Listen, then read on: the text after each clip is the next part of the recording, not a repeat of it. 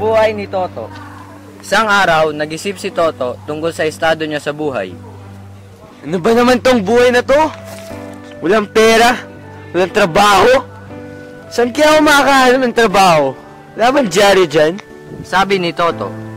Nakakuha ng dyaryo si Toto at agad naganap ng trabaho. Ngunit, walang tumanggap sa kanya. Sir, may pwesto po ba sa kumpanya? May ad po kasi sa dyaryo eh. Ay sorry, kung inagaan mo sana ang tawag. Hello? Sir? Kung tungkol ito sa trabaho, ubos na ang pwesto. Makalipas ang ilang araw, nang pagkabigo sa paghanap ng trabaho, napagpasyahan ni Toto na humingi ng tulong sa kanyang Tito Ding. Tito, di ba nagtatrabaho ka sa paggawa ng sapatos? Oo, bakit? Kailangan ko po kasi ng trabaho eh. Kung maaari pong humingi ng tulong. Sige, subukan kong kausapin si boss na papasukin ka. Salamat po. Kinabukasan, kinausap agad ni Tito Ding ang kanyang boss at nakiusap na kung maaari ay papasukin niya si Toto sa paggawaan.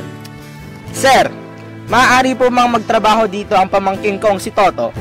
Masipag po siya, madaling matuto, masunurin at mabait. Papapasukin muna natin siya ng 1 linggo, tapos titignan ko kung kaya niya dito. Maraming salamat po, boss! Pasok si Toto ng 1 linggo sa paggawaan at nagustuhan ni boss ang kanyang kagalingan. Napagpasyahan ni boss na pagtrabahuhin na si Toto sa paggawaan. Sige, pwede ka nang pumasok ng regular dito. Maraming salamat po, boss. Sa wakas, nagkaroon na ng trabaho si Toto at unti-unting nakapag-ipon, ngunit isang gabi may masamang nangyari sa kanya. Habang pauwi mula sa trabaho, nanakawan si Toto. Lahat ng pinag-ipunan niya ay nawala ng ganun lang. Patuloy pa rin na pumasok si Toto at naging mas malapit pa sa kanyang mga katrabaho at kay boss. Naging katiwala siya ni boss at makalipas ang ilang taon ay naging tagapamahala na si Toto ng paggawaan.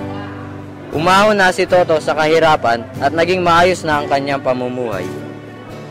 Wakas.